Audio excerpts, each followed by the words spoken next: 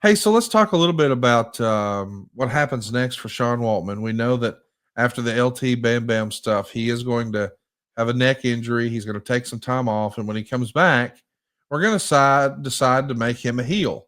He's going to split from Razor Ramon and turn heel against Razor Ramon. I actually like this. We've always seen the white meat babyface version of Shawn, but I do think he's a better heel than a babyface, just in my opinion. What do you think? I think you're right. I think you're right. It worked for him. He knew how to be a heel, and to be a 200-pound heel takes a lot of skill and a lot of thought, a lot of preparation. So good for him. He did. He found another niche. He found another role to fill, and I think that's important to note. Let's talk about when things really took a turn. We're talking mid November 1995. The Torch actually leads with this headline: Titanic Sports, low morale plagues the WWF. Wade would write, the last 2 weeks have been one of the most trying periods in the history of the WWF, perhaps reaching the same depths as during the string of negative publicity regarding allegations of steroid abuse and sexual improprieties back in 1992. Poor house show attendance and record low buy rates have caused ever shrinking paychecks for the WWF wrestlers, which has led to low morale and infighting. And what's worse is there hasn't been a distinct number two authority figure traveling on the road with the wrestlers since Bill Watts' departure. They need someone who could create a sense of leadership and order. And as a result, Vince McMahon was prompted to fly out at the very last second to three house shows on the latest swing to address the problems. The problems peaked twice, once when a group of main eventers, known not so affectionately as the Kliq, essentially threatened to strike. And again, when a good portion of the rest of the WWF crew threatened to walk out, upset with the preferential treatment the perceived Kliq was receiving and concerned with their shrinking paychecks and anemic schedule of bookings.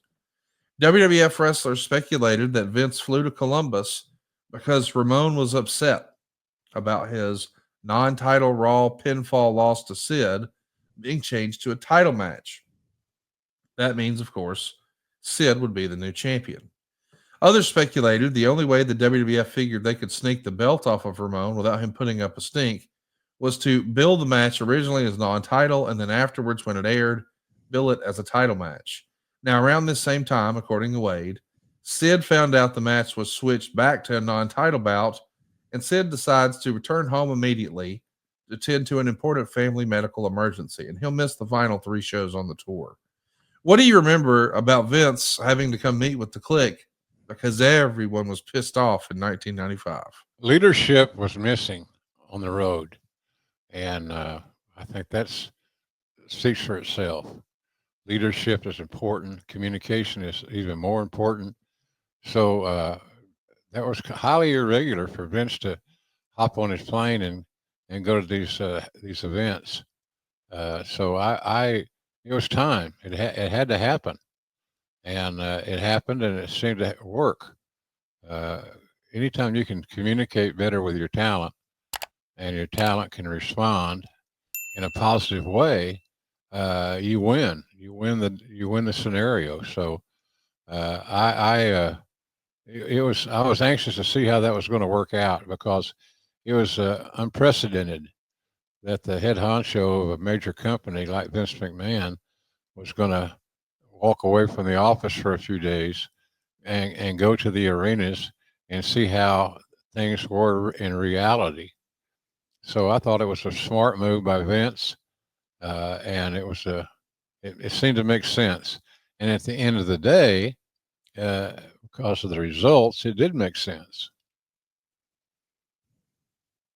I do want to ask you, I think the timeline here in 95, this is a JJ issue. This is not something you're dealing with, right? Right. I got there in '93, but not as an administrator. So it wasn't my call in that regard. And I did applaud the maneuver. I did applaud, speaking of Vince, what a maneuver. I did applaud what they were doing. Made sense to me. Talk to me a little bit about the idea of wrestlers, quote unquote, going on strike. The idea that you could have a group of guys banding together saying, and that's the way it was positioned at the time. We know we've heard all the talking points about Indianapolis, is the way this is often described. But and a different story comes out. But the report was, hey, they're thinking of striking. Yeah. What do you think of that? Wrestlers banding together. Hey, if we don't get our way, we're walking out. I asked Bill Watts that question one time, Connie, and his answer to me was, "You can't get wrestlers to agree on what to have for lunch. If they were striking, would they? How would that work?" And he was a firm believer that it would never work. And I think he might be right. It might have been right. So I don't know, man. He's got a good point. It's very basic, and it's somewhat negative thinking, maybe. But it's hard to imagine a group of wrestlers. Somebody's got to be assigned to handle the money. That's a negative. Uh, it's just not practical in that world for whatever reason. It's not like some of the stuff today where you have a union or you have interaction, positive interaction. Wrestlers are always concerned about their money, and in this situation, somebody had to be in charge, and it was hard to get an agreement with the majority of the talent on their cash. That's the big stopping point. That's why I thought it would never work. Talk to me a little bit about when Shawn Waltman wants to leave the company. I know that it's an interesting time in the WWF. We're trying to compete with Monday Nitro. We're seeing guys like Scott Hall and Kevin Nash leave for guaranteed money and fewer dates with Ted Turner's WCW. And Shawn had been injured, and he'd come back with a heel persona. And we're even trying to, he's even trying to do the old school and grow some facial hair. But the heel 1-2-3 kid doesn't last very long, and there's some injuries and maybe some personal issues going on. And I think he wanted out. How do you remember Shawn Waltman's WWF run here? The first run, the 1-2-3 kid run. How do you remember that coming to an end? Well, it was sudden and quick, quite honestly. It was regretful. He was a valuable member of the team, but he thought the grass was going to be greener someplace else. He had great confidence in his own ability. So, it's hard to recall all those details that far back, but he had some good points. His size, he always believed his size was a detriment, and I didn't, because he had great talent. So it was just hard to explain, quite frankly, on that whole matter. He was just he was a great in-ring performer, man. I mean, you can't get too many of those guys. I don't give a shit what they weigh. You can't get too many of those guys. And Shawn was one of those guys that even though he wasn't 250 pounds, he had the ability of a guy that did weigh 250 pounds. He just did a great job. And I was very sad that we lost him. But he had his mind made up. He thought the opportunities on the other side of the fence were better. And that was a decision that he made. And I regretted it personally, but it was what it was. Don't we all love summer vacation, relaxing, laying out by the pool, barbecues, hitting the beach, doing, well, nothing? Well, how about a summer vacation from your house payments? With SaveWithConrad.com, you can do just that.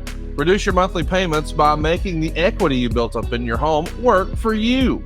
You can roll together those high interest rate credit cards into one lower monthly payment, and perhaps access some of that newfound equity to turn your house into your dream home with no money out of pocket. And how about this?